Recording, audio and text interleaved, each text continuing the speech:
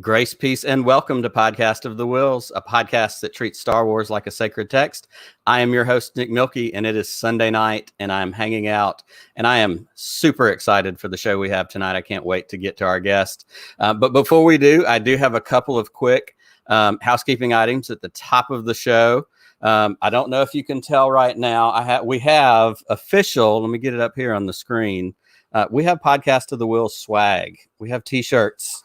We have a small little TeePublic store. Now, you're going to notice that the shirt that I am wearing right now is a little different than the one that I had pulled up there on the screen.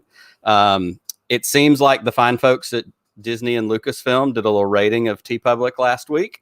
And so this shirt is a beyond super limited release. There were only like 3 of them, and I got 2 of them. I don't know who bought the 3rd one. Maybe it's one of you who saw me tweet that out last week. But we do have new shirts up in the store. You can get t-shirts, mugs, all that stuff with the logo that you see now. And I do want to throw a shout out to my man, Pete Fletzer at Around the Galaxy. Pete helped me throw this together, and we got those Star Wars words off the top. So hopefully we won't get in trouble anymore.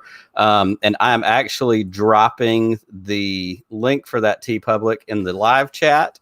If you're watching the show right now and you want to hit that, we will also tweet it out again, probably tomorrow sometime. They're on sale, I think, until like tomorrow morning. So if you want to get one on sale, we'd love for you to support us. And I'd love to know that there are people walking around with Podcast of the Will shirts on. That would be a lot of fun. Also, one other little personal bit of promo and privilege, if I can. Some of you have known, because I put this out on Twitter a little bit, I started another podcast. Like, I don't have enough things to do in my life. And the funny story that I like to tell is that this podcast was actually a gift to my wife for Mother's Day. My children and I have all seen the majority of the Marvel Cinematic Universe movies, and she has never seen any of them. In fact, my wife's ability to converse about the Marvel Cinematic Universe includes thinking that Mighty Mouse and He-Man are a part of the MCU. So what we decided to do was start a podcast called Heroes of the Mom CU. You can find it on Spotify, and it's also on Apple right now. And basically, we are watching the MCU movies in chronological order with my wife and my 4 daughters. And we're talking about it ahead of time and asking her, what does she think this movie's about? Showing her the poster, kind of funny fish out of water stuff. And then at the end of each episode or movie, we're coming back and getting her thoughts. What did she think about it? We just finished and recorded episode 3, which was Iron Man 1 the day before yesterday, and it is out to listen to. And right before I came out here to get on this stream, we were trying to finish up Iron Man 2 because at the moment she's motivated to keep going. So we got to get as many of these as we can while she still has energy. So I would love for you to check that out. It is Heroes of the Mom CU. Like I said, it's available on Spotify, Apple Podcasts. And if you go to Teespring and you really want to support something, we also have a logo for the Mom CU that is in that same store. You can check that out. Just something fun that I threw together. It's a fun project to do with my family. And it's a great way to do something during the summer. Hanging out, watching movies with, like I said, my wife and my 4 daughters who all love the MCU, and we're trying to convince their mother to do the same. So check those things out.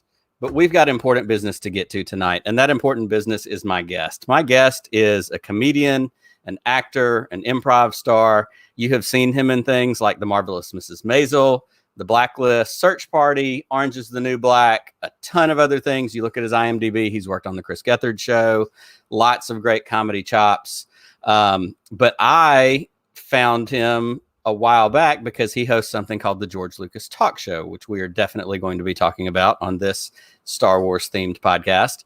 But I also discovered as finding my guest tonight, he also has a podcast called Dead Eyes, and it's one of my new favorite podcasts. I'm currently working my way through it, and it's such a great concept, and I don't want to spoil any of it because I'm going to get him to tell us about it. But it is a great thrill for me tonight to welcome our guest, Mr. Connor Ratliff. Hello. What is up, sir? I'm doing well. Thank you for having me on here. It is a pleasure to have you on here. And while we're getting warmed up tonight, I also want to throw a shout out to all of those who are watching in the stream. We have tons and tons of folks watching, lots of regulars, lots of new friends coming in. I'm sure that we've got some friends of Connor's that have popped in, and I'm excited for them to come in and hang out and see what's going on. Hello, how are you doing tonight? I'm doing good. It's like I was saying to you before we started that I was excited since George Lucas Talk Show is normally a Sunday night stream, and we've been on hiatus for a little bit, and it felt like serendipity when you said, can you come on my Sunday night live stream show to talk about Star Wars things? I thought that feels natural. It seems like although something it does you feel know how weird to be do. doing it as me. I swapped out my backgrounds. Normally, I have a bunch of George Lucas posters behind me. Instead, I put up other posters that were not George Lucas related. I like it. Well, Yeah. we appreciate the effort to, give us the real Connor flavor. Yeah. Excellent. Although Well, tell us. There's actually that if you can see, that is a yes, Star I can. Wars vaccination immunization ad campaign. I love those. Yeah. I have looked at those before. I'm a sucker for Star Wars artwork in particular, and vintage ads and those kinds of things. And I've looked at those. It's also it's like fun when anytime that they would bring C-3PO and R2-D2 into a different world, like whether it was them going on Sesame Street, or it's always fun when they use them as sort of like they can kind of go anywhere and still stay in character. Absolutely. Yeah. Absolutely. Well, as we are getting started tonight, Connor, if you don't mind, give us a little introduction to who you are. I did a brief version, but not very well. And we'd love for you to tell us a little bit more about who Connor Ratliff is. You covered most of it. I mean, in terms of accomplishments, I guess it's just acting and comedy stuff. I was a performer at the UCB Theater for most of the past decade. And that sort of led to a lot of other, all those TV credits and stuff like that. Sort of UCB was the springboard for all of that stuff. So, and the George Lucas Talk Show, which was a UCB show, and then since the pandemic shut down the theater, it became a Planet Scum live stream show.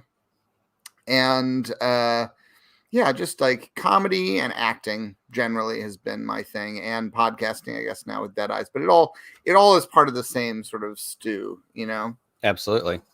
Yeah. Well, you mentioned Dead Eyes, and that's such a great little transition, because the concept of this podcast, when I read it the first time, it absolutely made me laugh out loud. And then I started listening to it. Tell us about Dead Eyes, please, if you would, sir. Well, I went to drama school in England in the 90s, and then I spent a couple of years trying to be an actor in London. And, I had a small amount of success, but it was basically a couple of years of struggling and not succeeding. And then I booked a little part in Band of Brothers, which was filming in London. Now, all the main parts that you see in the show, they can cast from wherever. They were casting in LA, they were casting all over the place. But on any production, even a big budget production, there's a, local hire is a thing, which is like, they want people for the smaller roles that they don't have to put up in, they don't have to, they can make it to set, you know what I mean? Because they live there. Sure. So, yeah.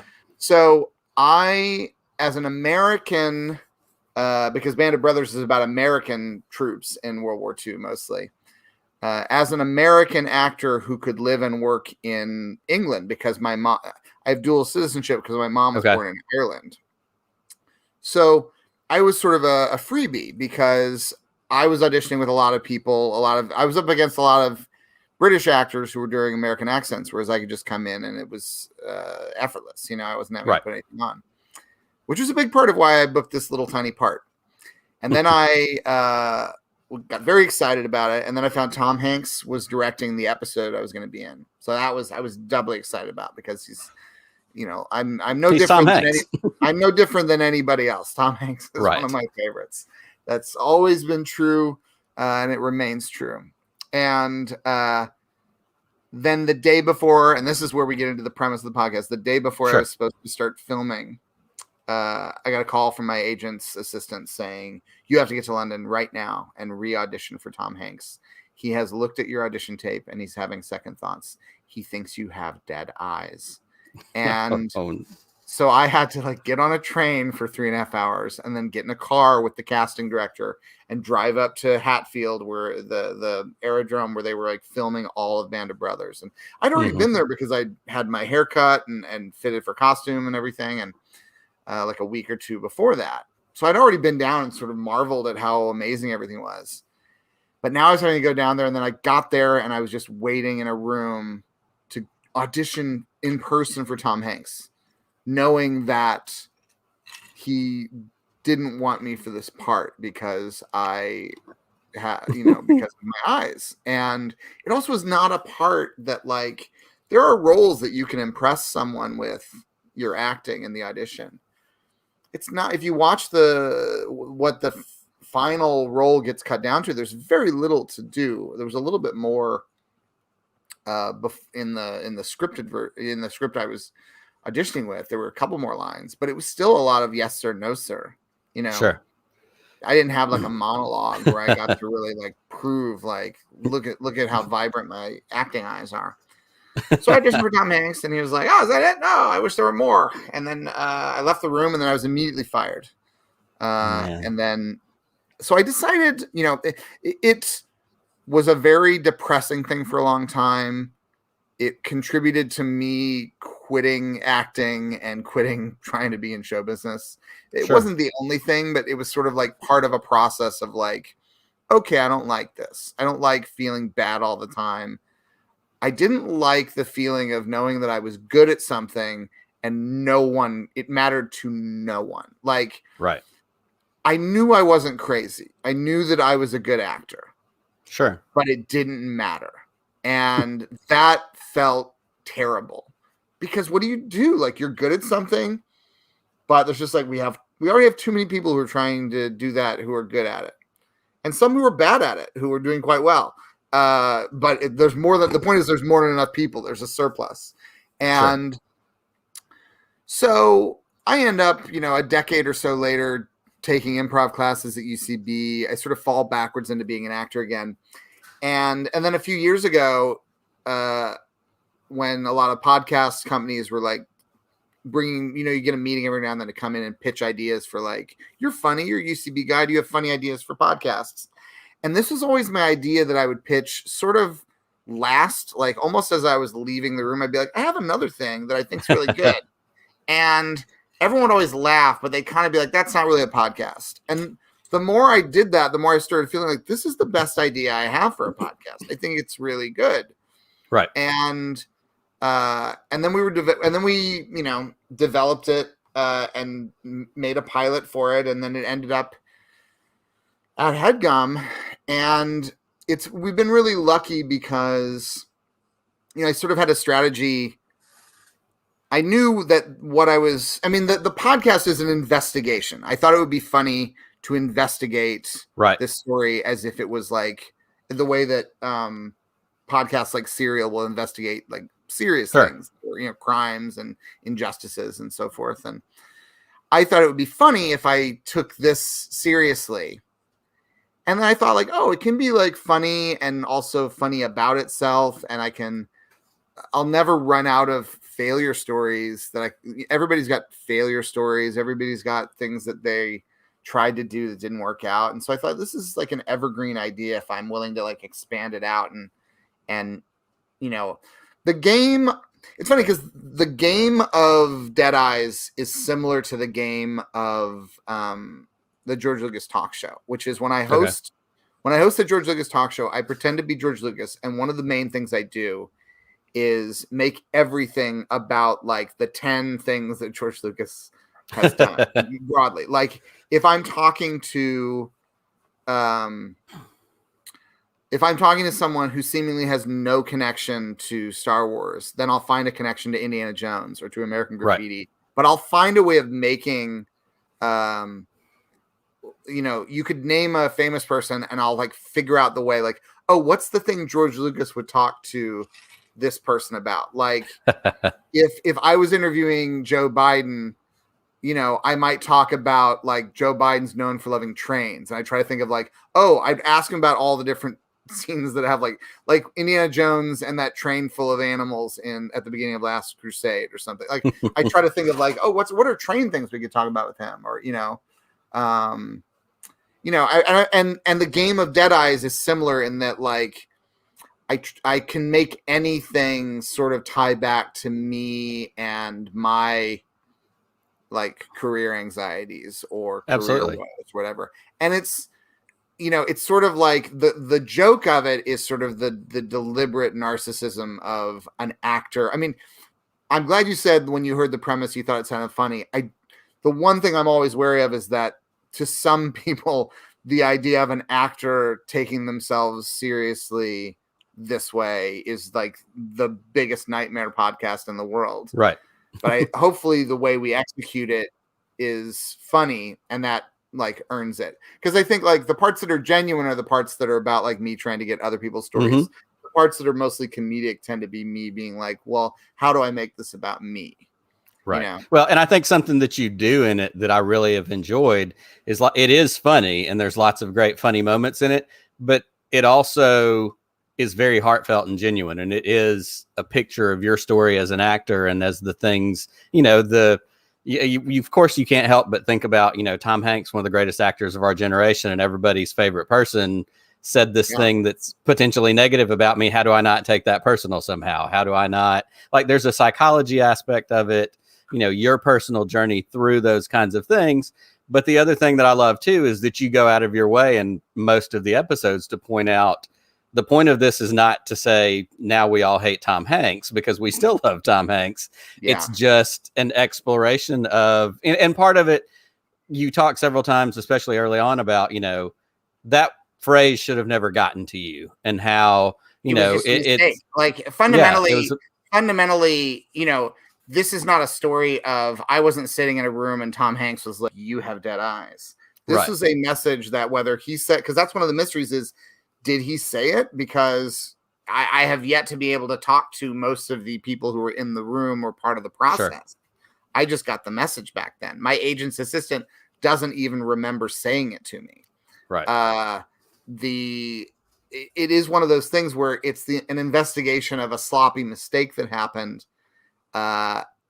It's not even the mistake isn't the recasting of me, because ultimately when I talked to the actor who replaced me, mm-hmm. you know, when I saw the episode, I didn't think that should be me in that. I saw that actor and I was like, oh, okay. Like I was like, yeah, I get it. Like that's a little better, you know, and he's a lovely guy. Like I look forward to getting a chance to meet him in person next time I'm in England.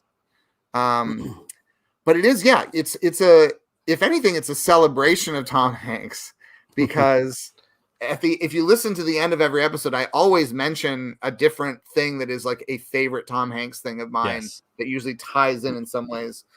You know, I also like, whether or not, I don't know. I mean, the hope is that eventually I'll get to talk to Tom Hanks. That's the dream. Right. I think that would be fun and nice. And I think everybody wins in that scenario. No doubt. But the podcast has been such a creatively and personally satisfying experience. It's been the most successful thing that I've done. So I owe that to Tom Hanks on some level. You know, like I am very, you know, I am a bigger fan of Tom Hanks now than I was. If you look at the chart of my fandom of Tom Hanks, the graph throughout my life, going up. We're peaking. You know, we're just going up at this point. Especially because as part of the process of working on the podcast, I've sort of there are a couple of gaps in my Tom Hanks filmography. There are a few titles I still haven't seen. Some of them are obscure, and there's a couple of major ones I haven't seen. Right. But I have been watching them as I'm working on the podcast, because it's always like something else might pop up that might spark an episode, you know?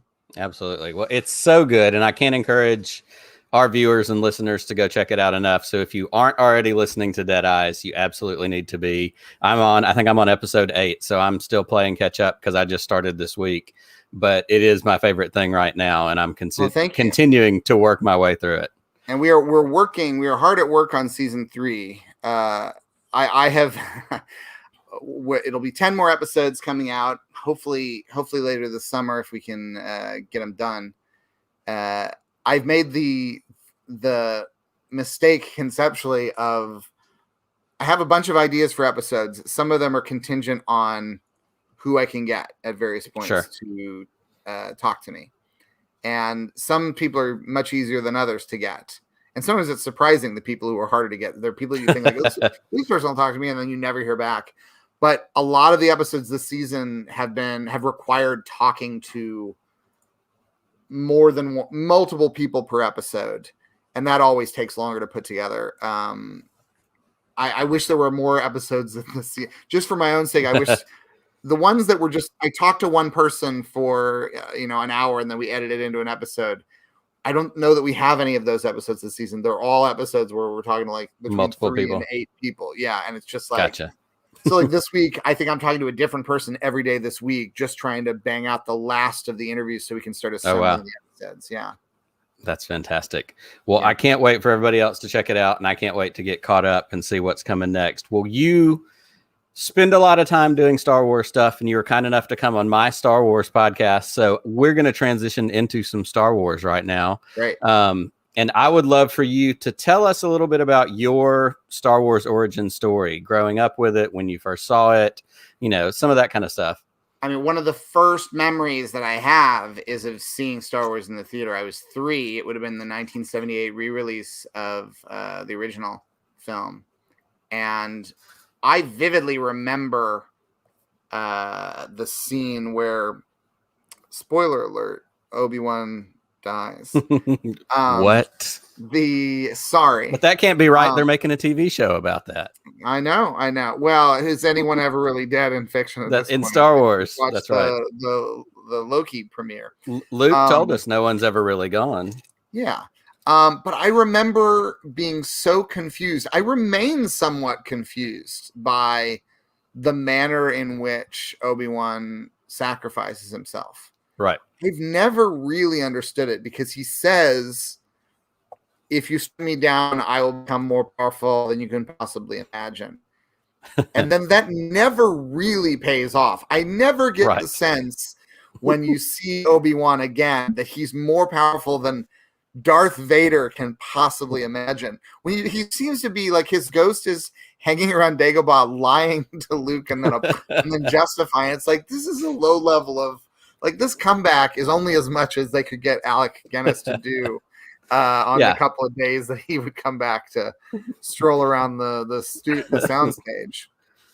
But yeah, I remember being like, it was, when you're seeing stories at an early age, there are story beats in Star Wars that like affected me so profoundly, because you learn about things that like, you haven't necessarily learned the real world equivalent of, that was sort of like learning, stories about death were the way that I learned about death, things like that would be like, how you'd learn some of these big lessons. And this is a thing that I think about a lot when I think about the difference generationally between Star Wars. Cause like when I open up Disney Plus and I try to imagine what it would have felt like if I had access to Disney Plus when I was in high school or junior high or grade school, like just like a remote control that you can like click. And it's all right here. All of these, like, even just like the idea that like Star Wars came out and then I waited years for Empire Strikes Back to come out, like 2 years where you had no new movies. You just had the one movie and you'd seen it and you couldn't see it at home again. That's right. So you just play with the toys and you'd like try to like I had like Viewmaster type like things that you'd watch 30 seconds of the film silently. Do you have hold on. I have it. Yep. Hold on. Yeah. Both? Hold on. Yep. Right there. Yep. Sure enough. Which one do you hold on? Which one do you have? I have Assault on the Death Star. All right. Well, maybe if you want to do a swap, we can have them. We can pass them back and forth. That's right. We'll take turns. That, where you really like the idea that at home you could have like the storybook record of Star Wars. Like that's probably how I kept the memory going of what because if I see the movie once when I'm 3, and this is before we would have had like a VHS even at home of Star Wars. Right. That means like the storybook record was probably the thing that solidified my confident knowledge of what happens in Star Wars. Because it's not like you can just go back and see it again, So a lot of what I'm very grateful, and not that like I mean, I'd love to have had if you could have asked child me to trade places and flash forward to 2021, I would be like, absolutely, I want all these Star Wars movies. I want Let's to watch go. them all. But I am grateful that most of my Star Wars experience was playing with the toys rather than because you could only really watch them. When I was a kid, you only really watched the movies when they came out, or when there'd be like a children's summer movie, like they'd do a thing in the summertime where you could go see matinees and they'd get a bunch of Prince films, and maybe one of them would be Star Wars, so you get to see it another time. You know, and that was a big deal.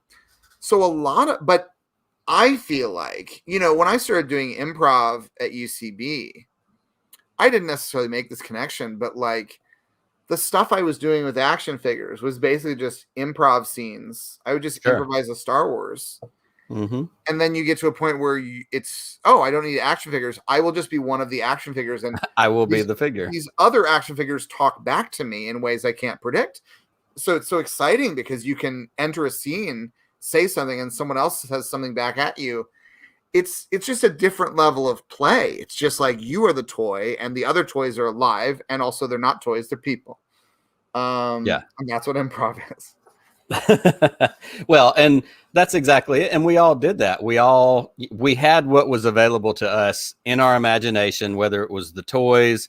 I tell the story all the time. I had a twin size bed and it didn't have a footboard on it. So I would push the mattress just far enough forward that the weight would pull the end down into a point, and I would sit in the little empty area that I made right here, and I had an X-Wing. And so I was flying an X-Wing around my bedroom, blasting stuff out of the sky. And I had younger siblings that I tried to make, you know, you're the prisoner and we've captured you, and, you know, playing what we could with our imagination and creating the stories that we weren't currently getting. And I'm also not saying that, like, it's just different because, like, kids now, on the one hand, there's an overwhelming amount of Star Wars, whereas we got to enjoy it a movie at a time. Whereas now it's sort of like, well, there's 9 movies in the Skywalker saga, but then you also have to watch the Clone Wars. It's just like so many hours of work to get fully read in on like what's happened in Star Wars. But there's also, you know, kids now, you know, you can make a movie on your phone that has a higher resolution than George Lucas shot Attack of the Clones with. Yes. You know, like you can make Star Wars movies. You can make your own stuff, you know? Yeah. So, you know, I'm grateful because it's what I know for the way I grew up. But there is a part of me that thinks like, oh, like to be a kid now and to be able to like, if you're inspired by these stories, that you can be like, oh, let's film and edit and score and then do special effects. I mean, without a doubt. Yeah, it's wild. You know, it's great. You can make it's completely wild. You can see a Star Wars and make a TikTok, you know, and that's fun. Right. Yeah. That's right. Or I'll take this opportunity to promote the George Lucas Talk Show TikTok account. Retired filmmaker George Lucas. I haven't done one in a few weeks, but for a while there, when we first went on hiatus, George was making a lot of new TikTok content. Love it. I'm sure he's due for more. Well, that's a perfect transition to talking about the George Lucas Talk Show, because obviously your Star Wars fandom has carried you through your life. It's carried you through and motivated in different ways, like you said, career choices and you know, getting involved in some point. There's surely some part of you inside that was like, I could be an actor and maybe I could be in a Star Wars one day, or maybe I could, you know, whatever. And then you do improv and you do the stuff at UCB. And at some point you get this idea and decide to do this George Lucas Talk Show. Tell us about that. Yeah. Well, it's funny because there's a documentary that's being made. Hopefully it'll come out next year. Some filmmakers have made a documentary that now, and we didn't know what we were doing when we were doing it. Basically, it's essentially covering the last couple of years of the George Lucas Talk Show at UCB, that then gets shut down by the pandemic and then transitions to being a live stream show. So some of the story will be captured in depth in a documentary at some point. But I'll give you the short version of it, which is absolutely. I did a show at UCB. I did a one-person show where I did a bunch of characters. And it was a good show. but they only ever let me do it once in like an audition show. I was really proud of it. And it didn't get to continue though. And I put all this work into it. And there's basically like two people make the decision that are like, it won't continue as a show. And the show that I did was called Local Authors Night at the Mid-Missouri Public Library. And it was basically me playing a bunch of local authors who were talking about their books to a book reading group at the like a book club that was out of this local library. And the reasons that it didn't continue as a show at UCB were different than what in my mind, what I actually thought at the end of it was, you know what, it probably is. This was like 2013 or 14, around then, maybe 2012, maybe even. I think it was 2013. And I thought, the main reason this shouldn't continue as a show is because no one knows who I am. No one will come see this. It's going to be really hard work to get people to attend this show because it sounds so boring. The title sounds boring and it doesn't have enough of a hook. I thought, if I do another show here like this, if I do my own show here, so I was doing improv shows and things and sketch shows, but if I do my own show here, it's got to have something like, it's got to be a Harry Potter show, or it's got to be something that people will come and see just because they see like, oh, I know what that is, or, oh, I'm a fan of this, or, like I got to use something else to get people in. Not unlike, to be honest, the way that I get people to listen to Dead Eyes because they hear the Tom Hanks thing and they're like, we know Tom Hanks. What are you? Right. And, it's just a strategy of, I front loaded the podcast with every famous friend I could get to do the podcast because I wanted to attract eyeballs so that then eventually I could do an interview with people that weren't huge movie stars and people would still be interested in the podcast. George Lucas Talk Show was the first idea that came to my mind because I'm like, I don't know enough about Harry Potter to do a Harry Potter show. And I'm like, what do I know? And I thought, what I know is I know George Lucas. Everything George Lucas ever did, I paid attention to since I was 3. And I had been doing a George Lucas character to amuse my friends ever since the special editions came out because we were so excited about the prequels, the idea of the prequels, from the moment he speculated about them in the 80s. And we heard the speculation that, there was this mystery in the 80s, which is that these 3 movies came out and they were labeled episodes 4, 5, and 6. Correct. So George Lucas didn't talk that much. There wasn't like an ongoing, like the prequels are coming. There wasn't even a word that you heard bandied about back then. But there was just this unfulfilled promise that was just sitting there like, he's going to make 1, 2, and 3 of Star Wars.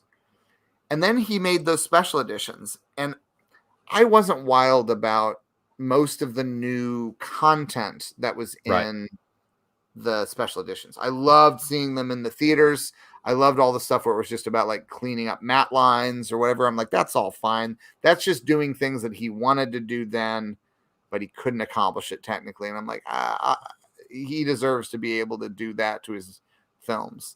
But then there were these little sort of like cutesy, jokey things that were added in. Jabba in the hangar. Yeah, Jabba in the hangar, which like one of the best things about the original trilogy is that you hear the name Jabba the Hutt but you don't know what that means. You hear it in the second movie. You have no idea what this is, but it's like important to Han Solo that he's willing to leave the Star Wars to go and pay off his debt to Jabba the Hutt. And you're like, who is Jabba the Hutt? And then when you finally see him and he's this giant slug monster, and it's such a that's the best thing I think about Return of the Jedi is we finally see Jabba. And it just shocked me that George Lucas didn't realize that it would be like someone doing a special edition of Citizen Kane where they establish right up at the top that Rosebud was the sled. And you just be like, no, this is actually part of what's cool about this movie. Don't do that. Don't do that. Don't add a line in where little Charles Foster Kane says, my sled's called Rosebud. And then have the whole movie happen. That's basically what that Jabba scene does. And So I started doing this George Lucas character mostly because I wasn't mad about any of these changes, but I was hyper aware that I needed to manage my expectations for these prequels, because I'm like, the guy who made those first 3 movies is not the guy who's going to make these next 3 movies. The guy who made the special editions is closer to the guy who's going to make. That's right. And, you know, it almost was like a different person to a certain extent. And it was also a person who, I love all the weird stuff that George Lucas did in the 80s. And, you know, like I'm wearing a Howard and the Heartbreakers shirt. I love all the weird chances he took. But something had shifted. That much is like that we cannot argue about. Something shifted from the early phase of George Lucas to the sort of middle and then late phase George Lucas. And I just had the feeling that whatever this is, it might not be for me. Or it might not be everything that I want it to be. And so I started playing this version of George Lucas, and my friends would interview him about the new Star Wars movies. And I would just, I would say, oh yeah, it's going to be really cute. We got a bunch of new jokes. We're going to make it really, I would really have fun doing that. And I thought to myself, when it came time to come up with a show at UCB, I'm like, what if I just did a talk show where I did the George Lucas character and just had real guests, and we just play. We just play. Absolutely. And that's what it was. And that was it. It worked right away. It worked. First time I did it, I was like, I love doing this. I love pretending to be George Lucas, because similarly to the way that Dead Eyes makes me love Tom Hanks more, doing the George Lucas talk show I already loved George Lucas, but I've had more fun because of George Lucas since 2014 than I had in my whole childhood. And that's not a small thing. No doubt. George Lucas, in combination with, Walt Disney and Chuck Jones and Jim Henson and a lot of other creators, George Lucas was a big part of what was fun about my childhood. Absolutely. All the work he did made childhood fun for me. Without a doubt. And George Lucas, my weirdo version of George Lucas that I do for comedy purposes, has made my middle age more fun. It's also balanced with all the horrible things about being an adult. So I'm not saying I'm happy now than when I was a kid. That's not true. But it has provided me with more fun even than I got as a kid, I think. Absolutely. Well, and it's obvious. And if you go back through, like I've done, especially over the course of this last week, to go back through the archives of all the shows that are in your YouTube channel and to see the number of people that come on and hang out and laugh with you and your friends, other celebrities, people who also love Star Wars and are just looking for an opportunity to be silly and talk about Star Wars or just hang out and be silly in general. Like there's so many fun people that come through there. And so again, of course it brings this fun and joy into your life, because who doesn't want to be silly with their friends? Yeah. And I do the show with Griffin Newman, who plays Watto, as the sidekick, and Patrick Cotner, who has been the producer of the show for years, but then became the on-camera producer when we made the transition to doing live stream shows because of the pandemic. I didn't want to do a pandemic version of the show. I really thought, I think we're done. I was depressed. I didn't want to do any more of it. I think we're done. I called Griffin and Patrick early in the pandemic, and I said, I think George Lucas is going to get COVID, and we're never going to be able to do this show in a theater again. And I think we're done. I don't think we're going to. I was just like very negative about the prospects for the future of the show. And then Griffin and Patrick convinced me that we could do a show for charity on Star Wars Day and it would cheer people up. I thought, okay. So we did this 31-hour long show. That was my fault that it was that long. We did this 31-hour show, but we raised a lot of money. And then, it got fun again doing the show in a different way. And it really did. It changed my pandemic in ways that I don't even know how I would measure because we did 331 hours between Star Wars Day 2020 and whenever we went on hiatus in April Wow. or March or whatever. We did 331 hours over the course of that year, and it really was a way. You know how they say when you go to sleep and then you dream, it's sort of like your brain is able to kind of go wild, and if Right. you don't sleep and dream, then you're just stuck with all that. You don't have that release. I really feel like the show was like a way of mentally I could lose my mind on the show. That's Sure. part of the reason why we so naturally went so long, is because when we were doing the show, it sort of was like our problems went away for a little bit. Right. And we didn't have to be like depressed at what was depressing, and what all the things that have been lost and all the lives that have been lost, and like the show was a chance to be silly and feel like you were hanging out with friends during a time when it was hard to feel like being silly was the thing you could do.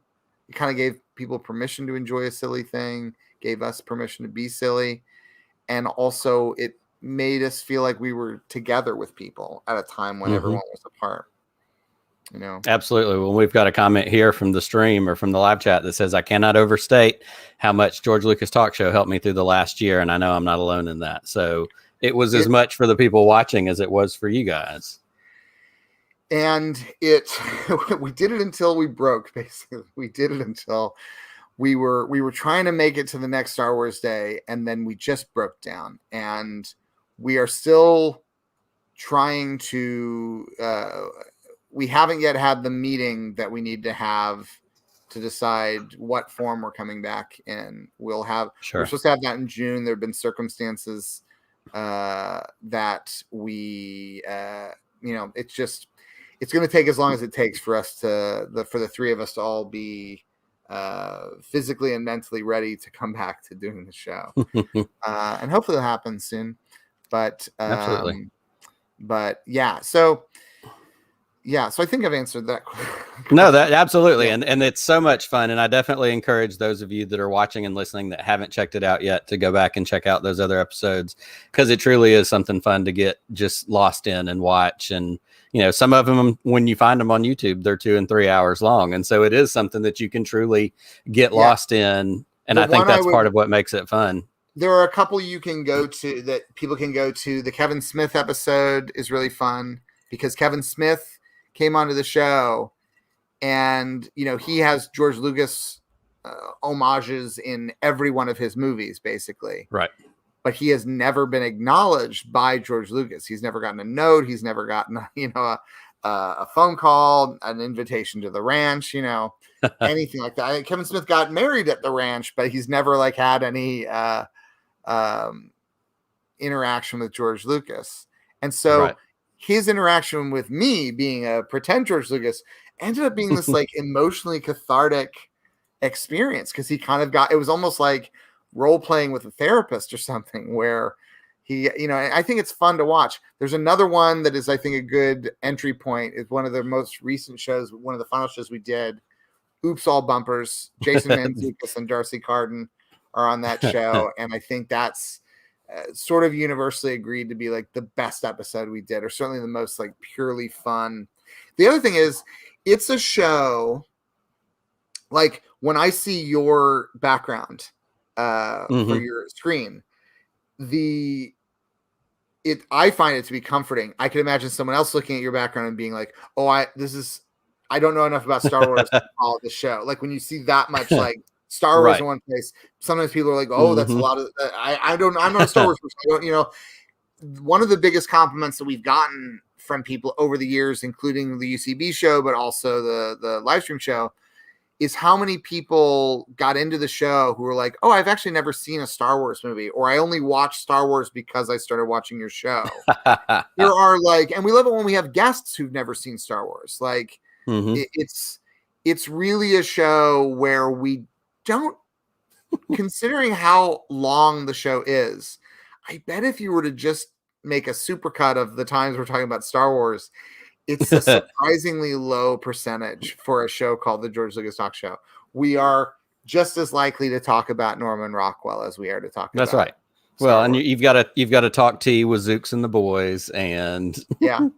everything Just as else. likely to talk tea. Yeah. That's right.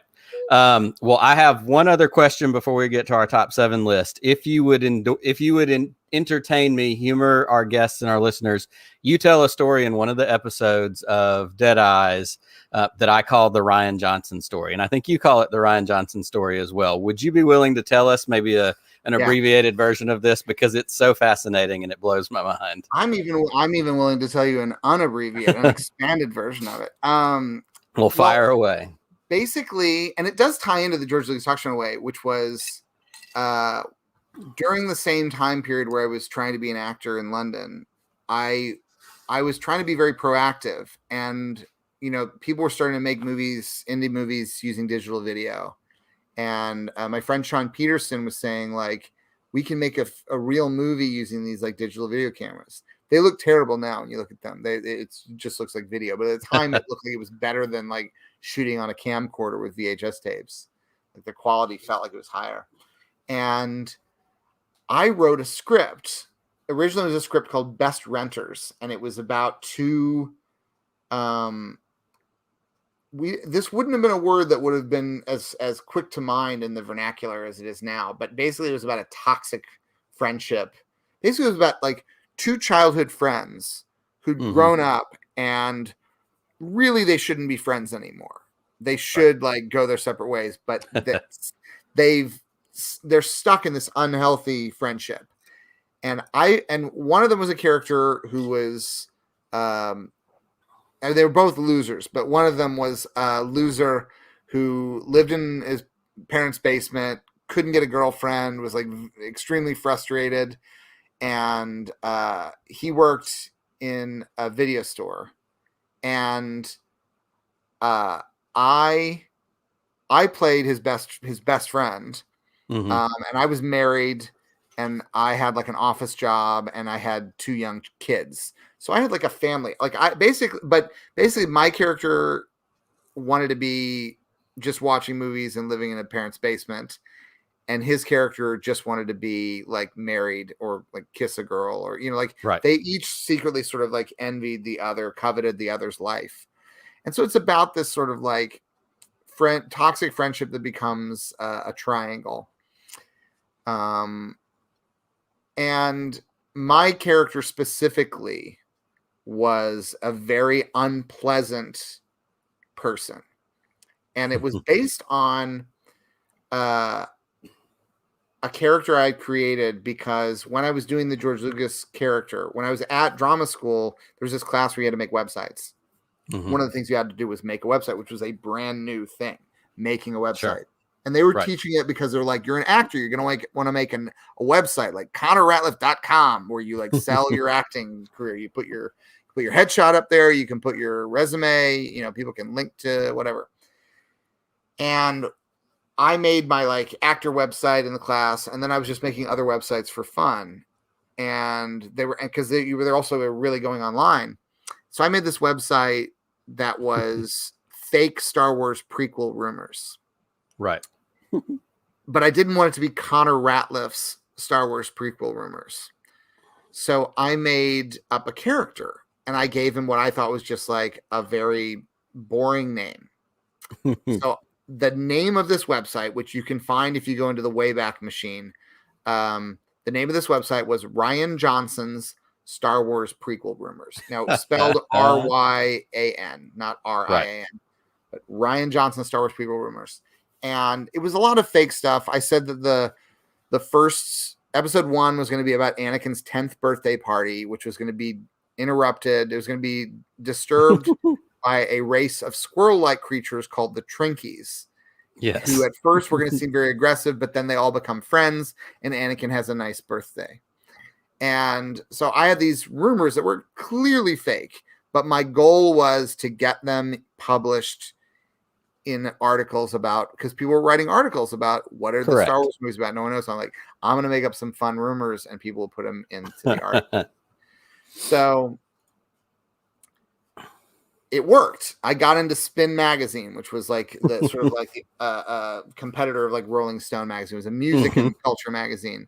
And they did this like spread, this like illustrated spread of like, here's all the Star Wars rumors. And they were ranking them from like very likely to not likely at all. And all of my rumors were the lowest rank. I mean, clearly my website was a dream for the person who was making this article because all of mine were funny. I had like all these rumored titles, and there was a little sidebar where they had made all the titles using the Star Wars, like the Empire Strikes Back, like lettering.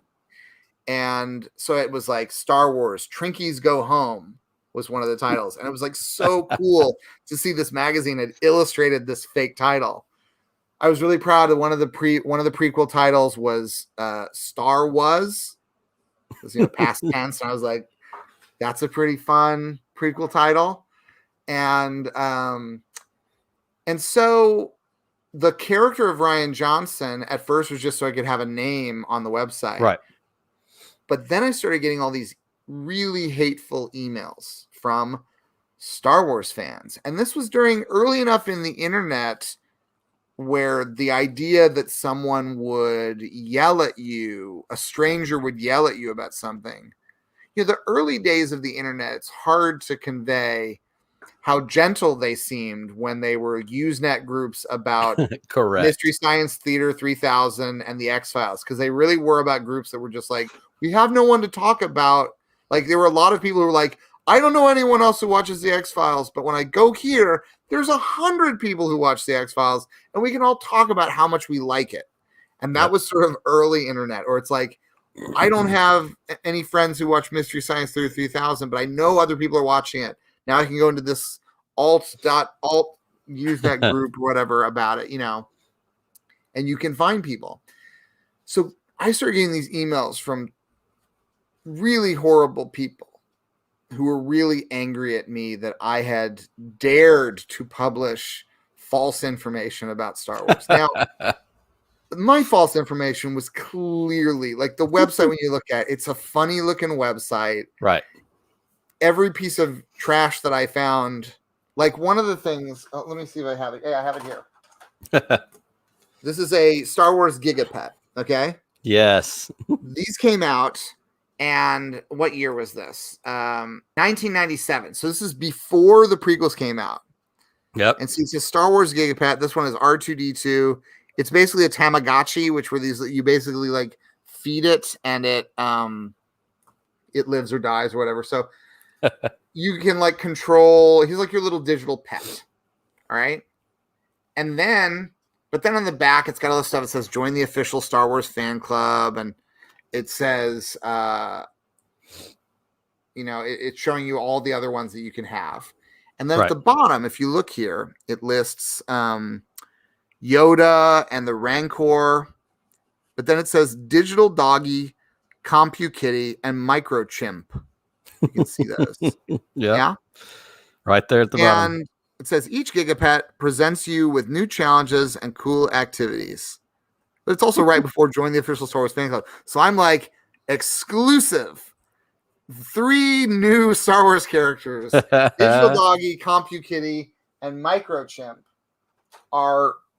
Because Star Wars has a tradition of announcing characters like Boba Fett or Admiral Akbar. Or a little bit later, it would be Mace Windu would be the one that would come out as an action figure before you know who the... who's in the movie and know who's in it.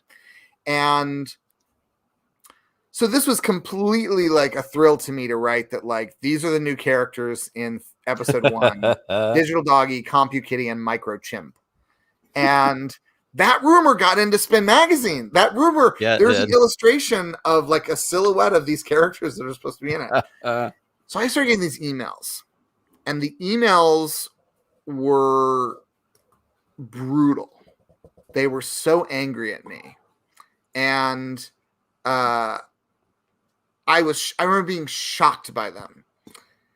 And in particular, the one I remember most vividly was the one, he wasn't the only person to say this to me, who emailed me and told me that I should kill myself. And he also called me a homophobic slur. Right. And I would respond to these emails strategically with strategic lies from my dishonest website character. But I would always respond politely, and I would say, thank you for writing to me. But then I would take issue and I would say, if you write to me again, I would please request that you not like tell me that I should kill myself or use homophobic slurs. Because, and here's where my lie comes in, I would say my son was in the room when I got this email and he saw what you wrote and he was very upset by it. Now, I have no children to this day. I have no children. Right. I wanted to, ironically, I wanted to make it real for them by That's right. lying to them. That's right. But it was to make a point. And you know what? A fair amount of the time, I never felt bad about it because a fair amount of the time, and the email address, which I believe is no longer active, was JediRyan@excite.com. That was my email address. A fair amount of time, the people would write back and they would be genuinely like, I'm so sorry. I don't know what came over me. I should not have written that. And it was like, it was that thing that to this day, you know, there are people who, you know, this is a thing, you know, like people who do like confronting your bully sort of like, what's the name of I'm trying to remember the name of the show. I'm trying to remember the specific title of the show where it's, where the guy is confronting like people who are mean to him or who troll him. But it's sort of a thing where it's like confronting your trolls, and it's sort of like you give people a chance to be like, is this who you really want to be? And a percentage of people will be like, actually, no.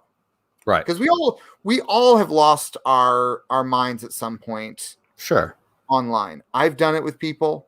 Without you get mad and you're in this virtual world and you say something and then you're like, hold on, who am I? Like, I'm not, you know, giving people a chance to be the people that they actually want to be instead of the people that they maybe don't want to be is something that I think is like important. And but anyway, at the time I remember thinking there is an aspect of the Star Wars fandom that is really hostile, right, and has a lot of anger. And I was fascinated by this, especially because so much of the 90s pop culture had been about like sort of elevating like nerd culture to like nerds are cool, like Kevin Smith movies, like Tarantino movies. It sort of was this thing where it's like, if you could quote nerdy things in a funny way, you were a cool guy. You weren't a nerd anymore. You were the cool guy. And I was like, there is a pocket of this world that actually is worth talking about where it's not charming. It's actually really like a problem. And so the movie was an exploration of that. The movie, the short version of what happened with the movie was we made the movie. We spent about a year trying to get it into festivals. We finally got it. We almost got into the Los Angeles Independent Film Festival. At the last minute, a major filmmaker wanted their film to premiere there. So we got bumped. We were like the lowest film on the totem pole. We were so small. Finally, we get it into the Austin Film Festival, which is a major film festival. Its emphasis is screenwriting. So I'm like, this is great for me. This is like the beginning of, this is like, a big deal that we finally get it into this thing. And that was August. We got accepted into the Austin Film Festival in August of 2001 for a festival that occurred in October of 2001. Now, history buffs will know that month was a bad month to be flying to Austin for a film festival. It was a month where no one wanted to do that because there were anthrax attacks. The planes had just started flying again. So Austin was a ghost town. No one saw our movie. We then at one point we got a review in Variety that was a positive review, but in the opening paragraph they basically said this film is too modest for anyone to buy it. So we're like, oh, so no one's going to read past this first. We were just too small. So I kind of forget about the movie. It had a very small DVD release at one point, and I kind of move on. I've also am in the aftermath of the Dead Eyes experience. Sure. I'm kind of like, it was just one of the things I tried to do at the turn of the century that didn't work out. It was just another failure kind of for me. And then the movie Brick comes out and I'm like, and I really like it. I'm like, oh, written and directed by Rian Johnson. That's kind of funny that there's a filmmaker. He spells his name different, but like a really good filmmaker named this character that I played for a few years, online. Right.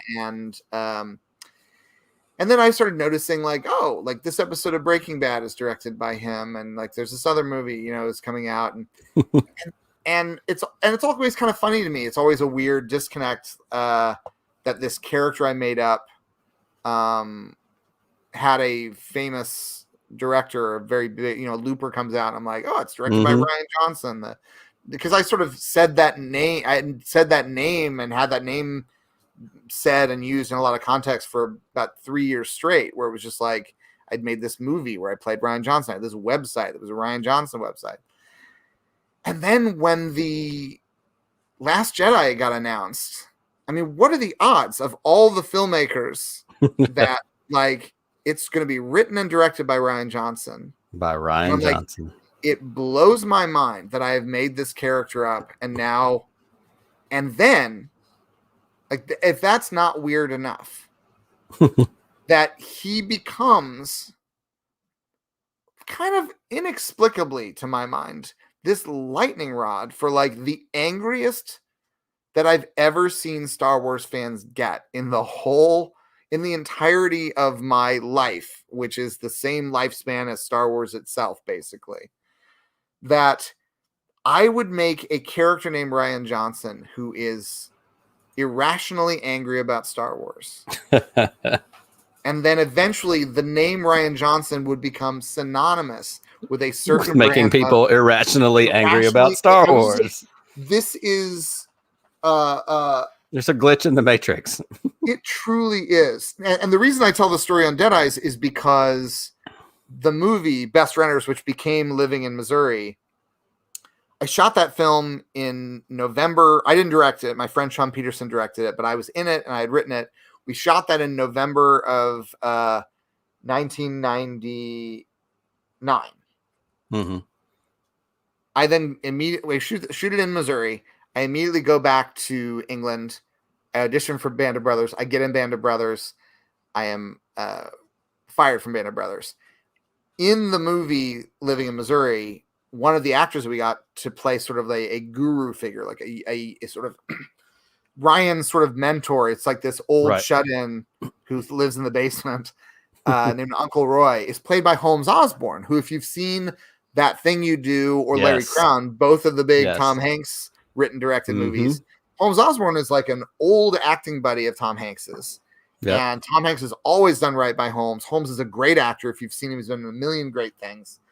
A great guy, lovely guy. And Tom Hanks has always been there for him. There was a point where like Holmes was like, Tom, can you help me out? I'm struggling. He's like, I don't make the casting decisions on the movies I'm in, but if I'm ever in a position to, I will find a place for you. And he has lived up to that 100%. Yep. He's been there. So when I'm in the room with Tom Hanks, one of the thoughts that goes through my mind is, should I mention that I just wrote this movie and acted with Holmes Osborne? Would that be enough to like get me a reprieve from being fired? Right.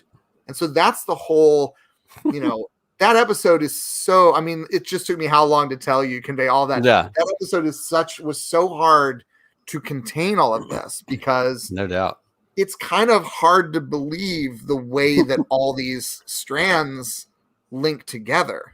Well, and as George would tell us, it's poetry. It rhymes. It rhymes. Yes. It's a saga. It's fully a saga. It's truly, truly a saga. And I love that Rian Johnson story. It makes me laugh. I've heard it 3 times now and I laugh every time. when I was lucky enough to get to know him a little, and we're friends now. And the first time I met him, I did not bring this up, right? Because I thought it's too much. It's too weird. Much. But then there was a second occasion where we had a little bit of breathing room to talk, and I was like, I have to tell you this thing. Something that's going to require a little bit of unpacking. And he was like, okay. And he was a little bit like, what is this going to be? I'm like, proceed with caution. I once made a website. He's just like, immediately he's like, what? And I mean, he's truly such a nice guy and such an impressive person, and was so kind to do the episode because, it's a lion's den for him to talk about anything. It's Star Wars adjacent. It's the kind of thing that people do, which is a shame because, as you and I were saying before, and this was part of the reason why I made up the Rian Johnson character to begin with, is that this stuff, if it's not fun, what are you doing? Yeah, why are you still here? If there is a real and honest answer to anyone who has got a lot of anger and frustration about Star Wars, you need to find something else that you like. That's right. There's something else.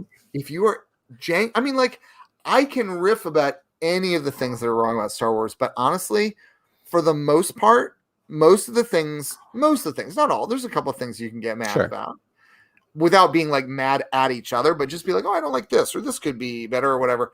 But yes, The Last Jedi does rule. And agreed. But most of the things that I think are wrong with Star Wars, it's fun to talk about them if you talk about them in a way that is fun. Instead of threatening to kill someone. Yeah, to me, I think the healthiest thing I ever did was spray up the hair and pretend to be George Lucas. Because it was, for sure. I've worked through I could have easily been one of those guys who's really mad about it. But, I actually, doing the George Lucas talk show, I do feel like now, one of the things that sort of almost feels like my superpower is when someone comes at me with, well, this thing he did was bad, I can usually find in the worst thing that George Lucas has done creatively, I can usually find the thing that I'm like, well, this is good about it. And often it's well, this is really cool about it. I'm not wild about Attack of the Clones as a movie. Sure.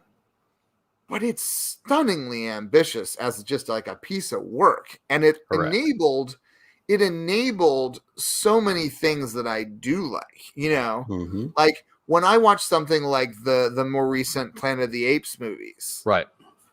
The things that I'm enjoying when I'm watching those movies are partly made possible because of movies that I don't enjoy watching that were the digital sandbox that George Lucas was figuring out. It enabled, there are certain points in George Lucas's life where he does a thing and it just changes the way people make movies. Right. He never stops. Even what we have a lot of fun talking about the Lucas Museum, which is the museum that he's opening. This museum is going to be awesome. This museum is going to be so much fun. And 2 different cities rejected this museum, and it's going to be in LA. And when this thing opens up, in some ways, the pandemic is going to make it so that any chance the Lucas Museum had of having an underwhelming reaction are gone now, because it's gone. This museum is going to be opening up to a world that is going to be a thing that we can go to, all of us, and experience it. And it's that's right. We're in. This museum but it's also we've had so much fun talking about the museum, just because once they announced they were doing it, that's a great thing. When I see news about the museum, I have to remember, oh yeah, it's real. Most people who've come to our show when we were doing live shows in the theater the past few years, I would bring up the museum and then I would ask, has anyone heard of this yet? And I would realize this is the first that they're hearing of the museum. Yep. we have a thing that will be coming out later this year, hopefully, that I'm hoping will be, it's just a small thing, but it's related to the museum. And my hope is that it will attach itself to the museum almost like a barnacle, like a good barnacle, a fun barnacle. That I just want, like, I just love it. I don't even know how I got to this except to say that this is yet another thing. Even in retirement, George Lucas is making this huge fun museum. He's paying for it out of his own pocket. It's going to be such a treasure of a thing. Mm-hmm. And it's not going to be all Star Wars, but there's going to be some Star Wars stuff in there, you know? Absolutely. Yeah. There has to be. I can't wait to go there. I'm so excited to go to that museum. There is a part of me that, because I've talked about it in make-believe for so long, I may have, like, in some ways, this museum might be the George Lucas thing that I've been waiting for since I was like 10. Like, it's going to be a George Lucas thing that I'm going to be like, this is overwhelmingly great. It's Willy Wonka, but George Lucas. Yeah. Yeah. Well, we could go about George Lucas in the museum for hours, but I want to transition us into our top 7 list tonight. And this is a feature that we do on our show each week. When I bring on a guest, we usually come up with some sort of fun top 7 listicles, because there's clearly not enough things in Star Wars that have been listed out. Yeah. And so as a comedian, as a humorist, I thought, I want to hear Connor's top 7 Star Wars comedy moments. So that's what we're doing tonight. I worked hard on this. I'm pretty proud of the results. Even though I want to contextualize some of these things. Well, because there are things I've left out that, may be controversial. That's all right. Well, we're going to jump right in with number 7, and I'm just going to put them up here and let you talk about them. So Great. Number 7, we got to get out of here. Yeah. Anytime a character in Star Wars says we got to get out of here, it makes me laugh, because they say it so often.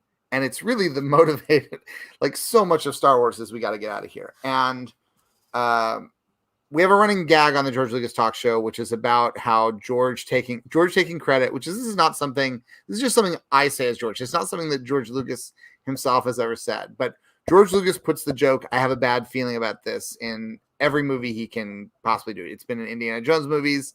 It's been in Radioland Murders. It's all over the place. So I always say George Lucas wrote the most financially successful created joke of all time, because no other joke has been in as many big movies. We got to get out of here is the one that, like, I have a bad feeling about this is good, but I laugh, and it's not a joke, but I laugh anytime a character says we got to get out of here. Another character I used to do in the 90s that was a sort of I would sort of alternate between doing George Lucas and a Skywalker Ranch custodian, who I claimed George Lucas was filming all the movies, just having this guy do all the parts, and he would digitally change them to make it into Star Wars. And so this guy, he talked like this, and he said, so we're basically, George had me go in the studio, and we'll do I'll be like, hey, we got to get out of here. And then he'll make it digital and make it look like Star Wars. And so it'd be like Darth Vader will be like, ho, ho, Luke, I'm your father. And then he'll be like, we got to get out of here. And we got to get out of here was the most common line when I was doing this character. And I think I started doing that before I even realized how often he says it in everything. It's always there. It's also in Indiana Jones things, just like the principle itself. I think it's because George Lucas loves when things go fast. So if characters got to get out of somewhere, they got to go fast. So it's faster and more intense. That's George's deal. Motivation. If you got to get out of here, you got to go fast. Yep. All right. That's a great one. Well, as we jump on to number 6, naked C-3PO meets R2-D2. I was thinking about this because one of the big swings that Lucas, I don't think it's enough credit for, is that The Phantom Menace was a movie that everyone wanted to like and everyone wanted to see. And he could have made a movie that everyone would have loved. Sure. I genuinely think he could have done it. but he wanted to make the movie he wanted to make, and that movie included a lot more comedy than anyone was expecting. Jar Jar Binks, the character of Jar Jar Binks, whether you like the comedy or not, I've always thought it was the equivalent of George Lucas renting out stadiums to do a stand-up tour. It was that bold. You're not known for this kind of thing. No one thinks this is your strong suit, this type of overtly silly comedy character. But I was thinking like maybe the comedy of the Phantom Menace would be what I put here. But then I was watching through Phantom Menace, which is by far my favorite of the prequels, because it's the one that feels the most like what I feel like a Star Wars movie is. There's the most where you actually look at something, like there are more real tactile Star Wars things in it. And I think this joke that the first time C-3PO meets R2-D2, the line is, "My parts are showing." Oh dear, whatever it is. He says, "My parts are showing." I think this is such a genuinely funny joke to have a character who's prim and proper for the 3 movies we've seen him in. And that's like, yeah, he was built by a kid and he's not finished yet. And the first time he meets, like, the comedic, R2-D2 always has the upper hand on C-3PO. Right. This moment is genuinely funny to me that he decides the first time that C-3PO meets R2, C-3PO will be naked, because I bet R2-D2, we don't always hear what R2 is talking about. I bet R2-D2 brings this up constantly. All the time. Like, not necessarily in the scenes we see, but there's just no way, because R2-D2 is just when they're hanging out. He's kind of a jerk to 3PO a lot. He's like, R2 is, we love R2, but he can be a jerk. And I bet he mentions this all the time. And I think it's a genuinely great joke in the middle of a movie that doesn't get a lot of credit for its jokes. Or it takes the swings at the ones like the animal farts in the middle of the pod race. Yeah. And and I just think I will defend this joke. Naked C-3PO meets R2-D2. I will put this up against any Star Wars comedy moment, with the exception of the 5 that I put in front of it. I never spent a lot of time thinking about this particular joke, but I will never not think about it now. I can assure you that. Good one. It's a solid one. I would have pushed for this. If they were going to cut it, I'd be like, you can't cut naked 3PO. You have to leave naked 3PO. It's too good. It's too good. Well, speaking of too good, let's move on to number 5. Oh, and this is one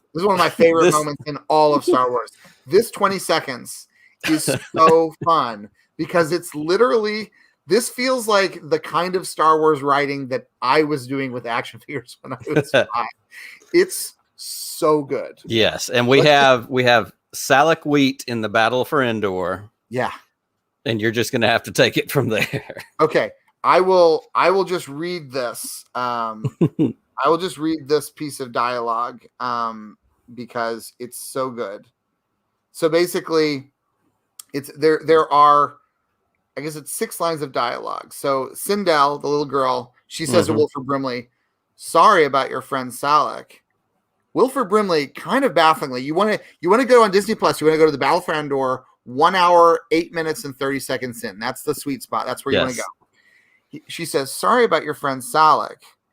He says, "Salak?" He asks the question. I don't know why. I don't know why he goes, "Salak?"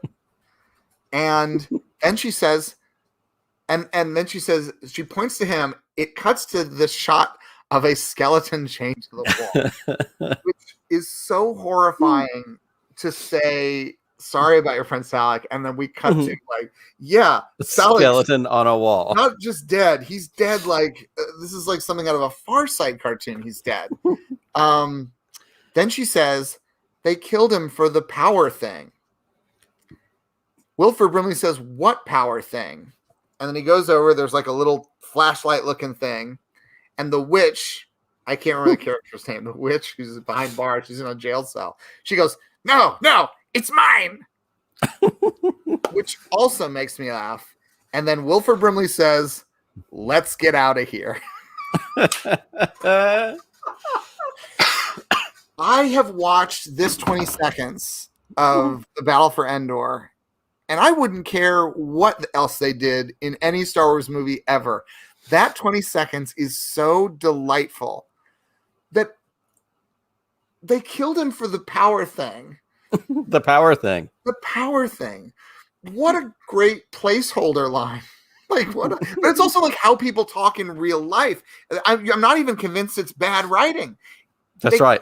Because like in real life, I it'd be like, yeah, they killed him for the power thing. No, it's mine. Let's get out of here. Like, very relatable. But this is, I cannot recommend, if you do nothing else, if you have Disney Plus, do yourself a favor.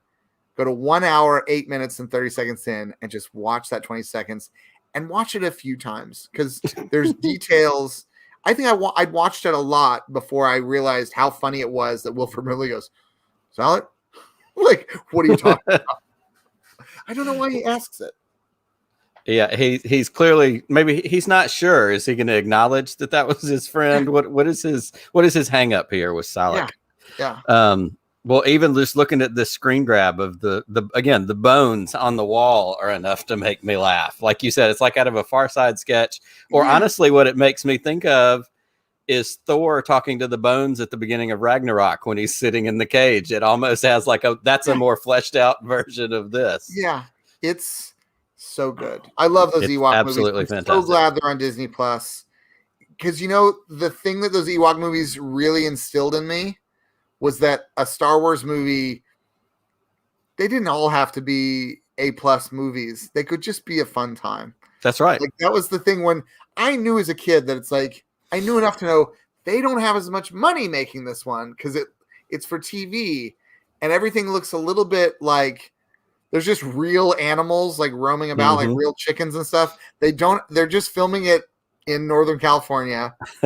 It's not nearly as fantastical. Like, it's kind of crazy in a way that Lucas went back, put all this energy into fixing the 3 Star Wars movies that generally were agreed to be good. They didn't put any money into making the Ewok movies. Like, put some creatures in front of those chickens, like. Nope. Yeah. There were no porgs in the Ewok movies. They were just straight up chickens. They were just chickens. They're just like, That's Endor right. turns out to have a lot of earth animals. Also, just like the element to which like Star Wars is just whatever people want to do with Star Wars. That in the first Ewok movie, they both take place. I only recently learned they both take place between Empire and Jedi. I always assumed they took place after Jedi because that's when I was watching them. But the fact that in the first movie, the Ewoks can't speak English. And in the second movie, they can. And then Return of the Jedi happens. And, and it doesn't matter. It doesn't matter at all because it's all fun. Just fun. It is fun. Well, speaking of fun, let's get into number 4. Number 4, Harvey Korman in the holiday special. I mean, it's just, for pure comedy in the Star Wars world, I really do think if you look at the segment where he's with the computer, what's very glitchy and stuff like that. This is Adult Swim decades before Adult Swim existed. Absolutely, it is. This is like the type of thing that like when Tim and Eric would get like Ray Wise or someone like that, like a character actor to come in and do a segment. Harvey Korman would later show up in Radioland Murders. Right. But, nowadays, you'd put Harvey Korman in a real Star Wars movie. There's the way that The Mandalorian. I love the way The Mandalorian has started to. Jon Favreau has started folding in holiday special things into the world to make it this thing that was kept out of canon deliberately for so long. I love that it's finally canon again because, the Star Wars holiday special is a hard slog to watch because it's feature length. And there's a lot of filler and a lot of stuff. People, one of the things that's great about the holiday special is people hear about it and then they think, oh, this will be really fun to watch. And then they start watching, you're like, parts of this are not fun to watch. This is exhausting. Like there are parts of it that are such hard work to get through. It's a real slog, but on the whole, it's a net gain in terms of just, Star Wars is supposed to be weird and strange. We forget how weird and goofy the Cantina band was. Yes. That was goofy. The fact that their song is so silly sounding, like this, we forget how silly Star Wars is. And the holiday special, Harvey Korman pouring a drink into his head. The drink into the top of his head, and the sound effect that they use, and it's like it's hitting an empty metal bottom of a bucket. It cracked me up. I rewatched it today. There are, there's that mouse that is at the table with B. Arthur, and it's just a mouse costume. It's just a big mouse costume. It's funny because the holiday special is sort of like an interesting view of like before everyone had nailed down what they thought Star Wars was. These are some people who were like, is Star Wars this? Is it like this? Yep. And it's sort of like a lot of different ideas. Like Star Wars could be this, right? It could just be like a Wookiee family at home and they're talking and we don't know what they're saying. And that could be Star Wars, right? Sure. Yeah. I like what's happening now with like WandaVision and Loki and the way that the Marvel Cinematic Universe at various points has gotten weird and experimental and taken big risks. I want Star Wars to keep doing that kind of thing. Like I do too. I like, I really do like it. Can I tell you my favorite? I think it's the second episode of the first season of The Mandalorian, the one with all the Jawas, right? Yes. Mm-hmm. That episode is so funny. It's so good. And all that stuff with the Jawas is like, it's like all this almost like silent film comedy. It's so funny. And then they end up with the big Cadbury egg. Yeah. When they get that egg, it's like, this is what you wanted the whole time. Like, I love it. That was one of the things I love the milking those big creatures and drinking that milk. When Luke's drinking that, I'm like, the weirder Star Wars is, the more I'm into it. I'm totally into it. And I will tell you what I'm hoping for, because we've gotten so little other than that one image that they released when they released all that different stuff back in December, is that graphic for the potential Taika Waititi Star Wars movie. I want that to be the weird, and I want him to do it because I love his sense of humor, and I think he could do some fun, weird Star Wars. Yeah. Well, and even just like, they've been making such great moves. I mean, I honestly, I know that there's been a lot of like, the weird thing to me is that there's been all this bad feeling about Star Wars in recent years. And I just think it's such an exciting decade to be a Star Wars. It's the golden age. I mean, because like, there's a lot of people who are like, if they don't like the last, there are people who like hate the Disney films, but they love Rogue One. And I'm like, if you love Rogue One, that should be enough for you to like calm down. Because like the ending of Rogue One is so good and so necessary, because I have a hard opinion about Darth Vader, which is that in the original trilogy, and I think also in the prequel trilogy, Darth Vader has a reputation for being like the ultimate bad guy. Right. And a lot of it is based on style points. Because if you actually start marking his moves in the original trilogy, it's his idea, not like they could just keep the Millennium Falcon from leaving. They sucked him into the tractor beam. They could just keep them from leaving. Darth Vader's idea that's like, no, let them go. We'll follow them back to their base. Yep. That's the reason the Death Star blows up. They could have just would not let them go. But he had this like great idea. And he's the only guy who survived it. Like, his idea blew up the Death Star, and he spins out. He's not on the Death Star. And now he's in charge. Now, this is the way that a lot of corporations in America work, which is that the district manager who makes the dumbest idea gets a promotion, and the people who actually know what they're doing, But, then he, chops off his son's hand. His biggest wins are in Empire. And then in the third movie, it's kind of like, well, after all of this, you like throw your boss down the thing. It's kind of like as a bad guy, you were a better good guy because ultimately your big play was like, and so Rogue One is very necessary because it's really the first time and one of the only times that we in a movie we see the Darth Vader that we heard about. Yep, absolutely. Yeah. And that was nothing but style points. I mean, when he throws that guy on the ceiling and swings and hits him as he walks by, like, that's nothing but style. That's nothing but showing off. He's a show off. I love it. I love seeing Darth Vader be just confident though, and just because it also puts into context that his little stroll in at the beginning of A New Hope, where he doesn't really do that much. Well, he's worn out. He just like killed a hallway full of people. That's right. He just killed a hallway full of people. He comes in, he's like, that's right. This? Put it hands on his knees just for a minute. Yeah, he's like, I'll strangle this guy, but I'm not going to kill everybody in the hallway. I just did that. I just went through that one. Yeah. Well, let's get into number 3 and see what we've got here. This is Yoda's first pre-reveal moments in Empire. Yeah, before we know he's Yoda. And in a way, if I was going to be nitpicky about Yoda as a character overall, we never really get to see Yoda is never as much fun as he is in the before he reveals that he's Yoda.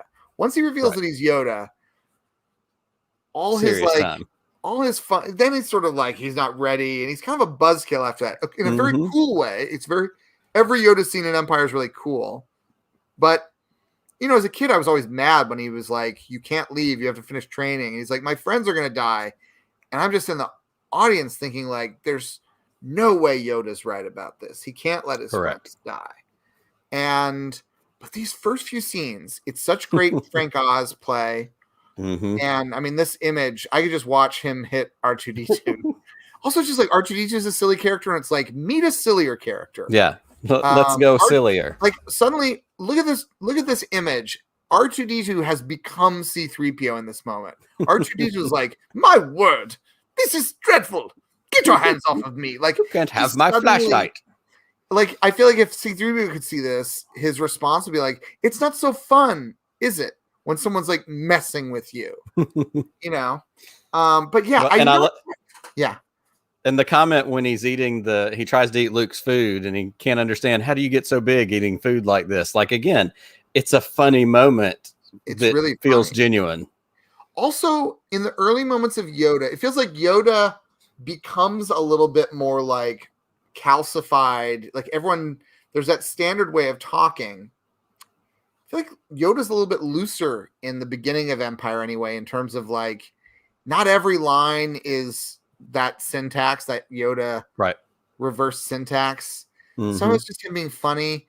He's like playing around, and in a way the prequel Yoda makes me wonder, like, is this all an act or did he lose his mind? Because he snaps out of it and doesn't go back to it, but like the joy in these early scenes with Yoda made me wish that like prequel Yoda had a little bit more of this, like a little bit more eccentricity. Right. Because this is so good. It's like, because you kind of want to believe he's crazy all along, not that this is another put on part of the act. Like when he creeps in to fight Dooku and he's, you know, limping, and all of a sudden it's lightsaber spinny crazy. Like, I want to believe he's a little bit crazy all along, because we get that back when he shows up to Luke in Last Jedi. And I love those scenes. And when he's laughing his ass off, kicking his feet after he sets the tree on fire. Yeah, I like that too. That he's a prankster, you know, that he's like, and I wish there was a little bit more silly Yoda to balance out, because we don't get enough of it. And you're right. The Last Jedi was really good about bringing it back, because those few minutes are so precious. It's also was like such a great move for, you know, in the same way that like Jar Jar was like a new piece of technology, Jar Jar and Watto, these like CGI characters, and certain things tonally don't quite land in, you know, introducing those kind of characters in the prequels. But the tone of this, bringing Frank Oz, I mean, there's every reason to believe that this could have easily gone wrong, because for one thing, Yoda doesn't sound that different from Grover. Right. If we're being honest. Oh, that's when Yoda says, oh, that's good. Like he doesn't ever say that. But if Yoda were to say, oh, that's good, it wouldn't sound that different from Grover saying, oh, that's good. Oh, that's good. Like they both, and it's also not too far from Miss Piggy, you know? Right. And yet I never think that when I'm watching these movies, but it is so close. And yet there's such good writing, such good character building, such good world building. And it was such a smart move to bring Frank Oz in to be this character. Mm-hmm. And those first few scenes are just like comedy gold in the middle of, absolutely. Part of the reason that Empire is such a great movie is because it's the funniest Star Wars movie.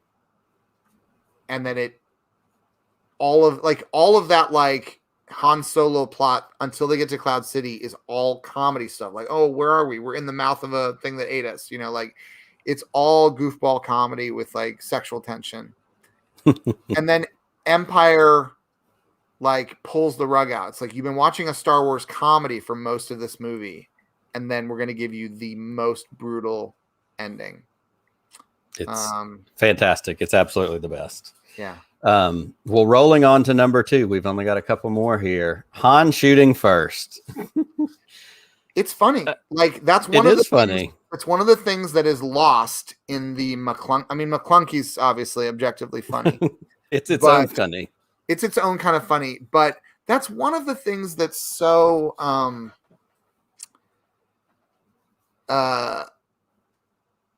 that we so miss, and it's a thing that I think Lucas doesn't fully understand about what was lost when he changed this, is that it's a funny moment for Han Solo.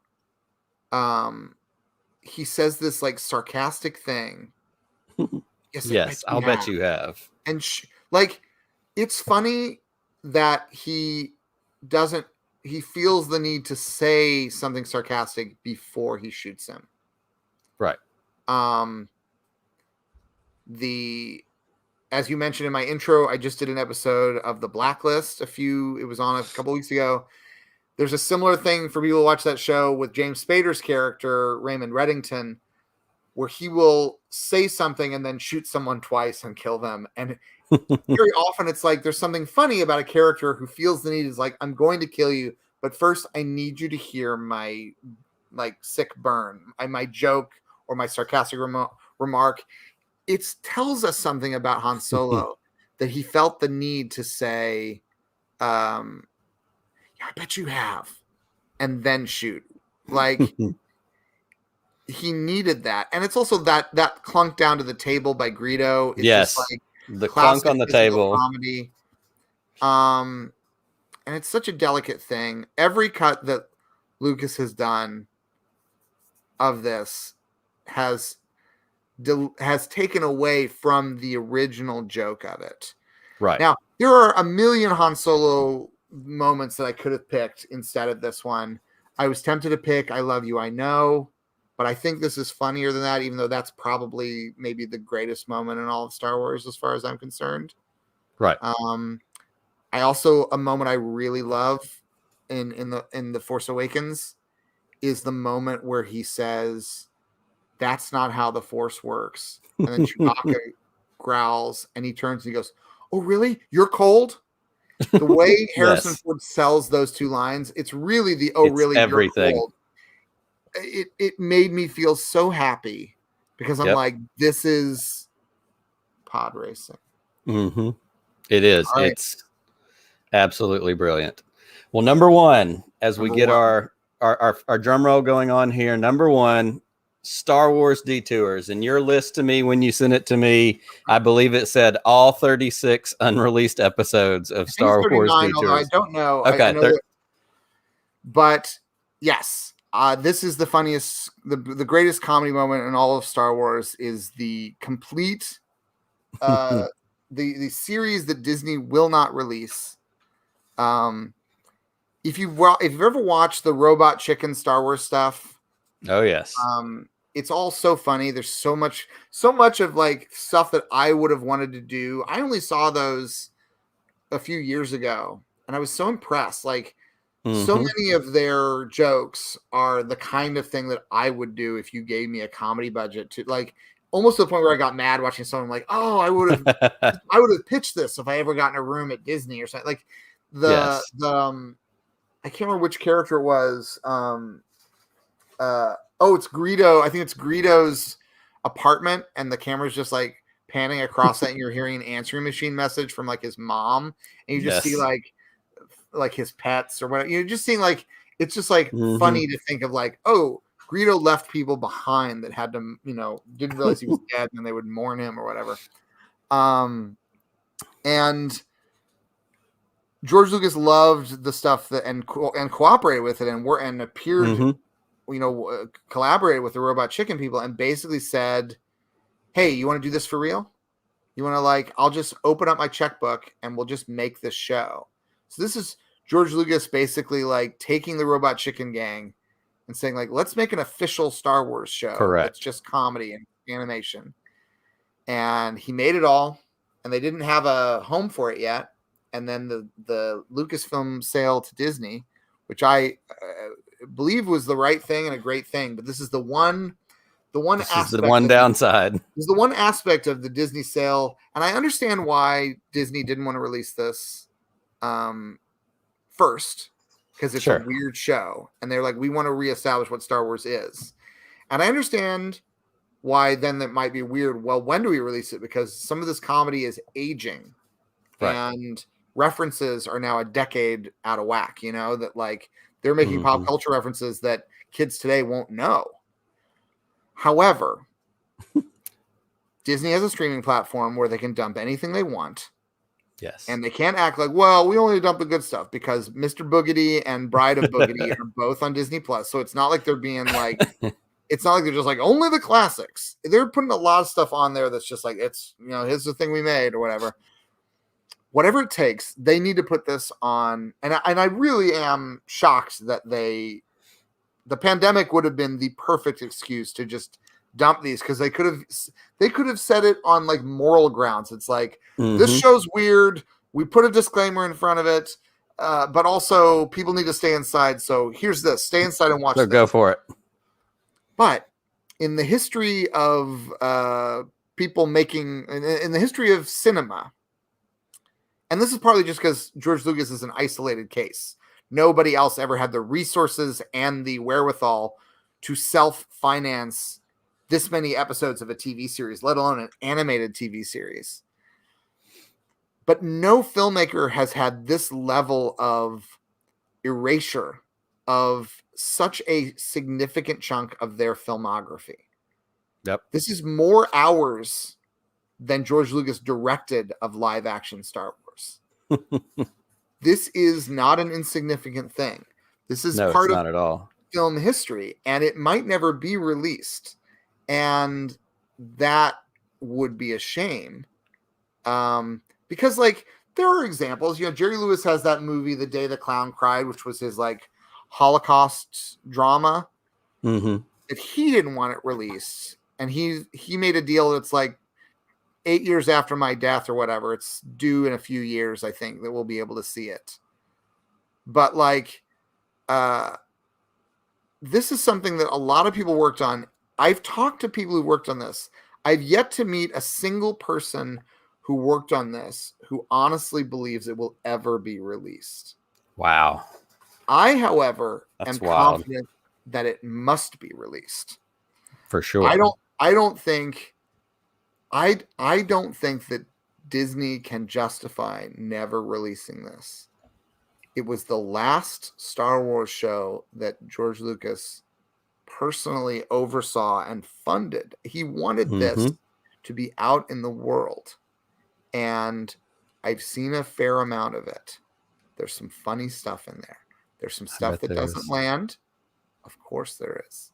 Sure. But this needs to come out. That's right. We need it. The people demand it. If Francis Ford Coppola had made 39 episodes of a Godfather comedy animated series, it would be out. If I mean, think of any filmmaker you can think of and imagine them making 39 episodes of an animated comedy version of their most popular filmic work. At bare minimum, how about this? Compromise. If they're never going to put it on Disney Plus, allow the Lucas Museum to screen all of the episodes occasionally. Even if it's just like a weird midnight movie thing where it's like at the end of every day we show one episode of Detours in the theaters. I don't know. It's like when you go to Disney World and they close it down with fireworks, you're going to close down the Lucas Museum with another episode of Detours. I'm totally down for this. Or, you know what it could be like? You know, on Main Street in Disney World, there's that little penny arcade cinema where you go in and they're running like old black and white Mickey Mouse cartoons with headphones. There should just be a little room in the Lucas Museum that just has like, it just has all of the episodes on different screens, and you can like stay in there all day if you want. Stand there and check them out. Like, oh, okay, I get it. Because I think most people's reaction will be like, oh, okay, I get what this is. I don't need to watch all of it. That's right. But a lot of people will have a lot of fun when they watch it. We need it no matter what it is. And I think that is an amazing number one for your list, because even for the untapped potential, like if you go through, I mean, we've heard about it for years, of course. And like you said, the ties to Robot Chicken and those guys. But like you go through IMDb and you look at just the voice list of the people that are listed that worked on it. It's Billy Williams wild. On their best, reprising their roles. You can't bury that. That's right. Anthony Daniels is in there. You've got, undeniable. That's right. He's unstoppable. He's a force. Yeah. We cannot deny William December Williams. It can't happen. Well, Connor, this has been an absolute joy for me. I have had so much fun tonight, and I can't thank you enough. I made your show go long. I told you I'd do it. You know what? This has been worth every second of it, and I would do it again. In fact, I feel like you and I could spend way too much time digging into all these topics and categories. So I would love to get you to come back again sometime. Can I ask you, do you have a favorite Star Wars comedy moment that I didn't include on my list that you'd like to mention? One that comes to mind. Yeah, I honestly, and it's kind of a cliche one to go to, but it's Han on the microphone in the detention center in Star Wars when he says, "We're all fine here. How are you?" Like, it never doesn't make me laugh, because again, that's such a Harrison Ford delivery kind of moment. Like you said with, the cold jacket line, like nobody else could sell that. I've tried to imagine, who else would sell that line the same way. And that's the one that comes to me. I had a theory about the Phantom Menace and comedy, and I have a very specific example just because at the time I feel like this casting would have worked.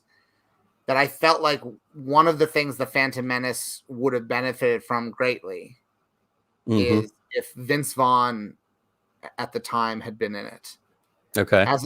Because I keep picturing how funny Vince Vaughn would have been with Jar Jar Binks, because he would have been so frustrated.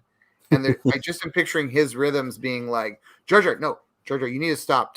Listen, I don't know if you know how you're coming off. Just like his and it way would have been, I can totally see it. It would have been the Vince Vaughn that we got in Old School, where he's annoyed with Luke Wilson for being worried that he slept with the 17-year-old. And there's a deleted scene, I think, where they're walking through the speaker store. And he was like, they did. You know what they call that? They call that awesome. Like the way he throws that line at him. I just think like that's the thing. There was a period where what I would tell people when they'd say, "Oh, you're a big Star Wars fan," I'd be like, I like Han Solo movies."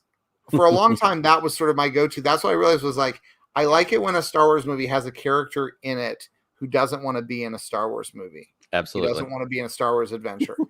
That's what I loved about Han Solo, was that you had a guy who was like, this is stupid. I don't want any part of all this stuff. Yeah. Because then when he buys into it, then you're like, oh, it feels like it's real. Like at the end of the first Star Wars, when he comes back, you're like, oh, even Han Solo is on board with even he came back. And it grounds everything to have a character who's like, this is nonsense. What are we doing? I don't believe in all this. I don't want to do this. Let's get out of here. We got to get out of here. We got to get out of here. We got to get out of here. Chewie, get us out of here. Well, before we get out of here tonight, tell everybody where they can find you. I would love for everybody to follow you on Twitter that isn't already. I've got your handle up on the screen, but anything else you want to plug, what you're working on? Right now, I have mostly just been working on season 3 of Dead Eyes, which hopefully will come out before too long. I haven't actually worked on any individual episode. We've just been gathering the interviews for it. People can find me on Twitter. They can go watch the George Lucas Talk Show on YouTube. If you have 331 hours to spare, you can watch the whole thing. They're all there. The first 2 seasons, 20 episodes of Dead Eyes are there. Also, if you want to watch 170 episodes of The Blacklist, I show up in episode 170. You'll be all up to speed. See, you'll be totally caught up. Well, this has truly been a joy, and I can't thank you enough for coming to hang out tonight. I do also want to thank all of you who have watched along live. This is the biggest crowd we have had for one of our shows, and I certainly have Connor to thank for that, because I know he's got a lot of his friends hanging out in the chat. If you are new to Podcast of the Wills, we'd love for you to subscribe on YouTube. Come back. We do this every Sunday night. We have lots of amazing guests. And if you're one of our audio listeners, because we drop this as an audio podcast on Monday mornings, check out the YouTube version. Check out the video. Follow us on Twitter, Facebook, and Instagram. We are at WillsPod in all of those places. And until we are together again next time, may the Force be with you always.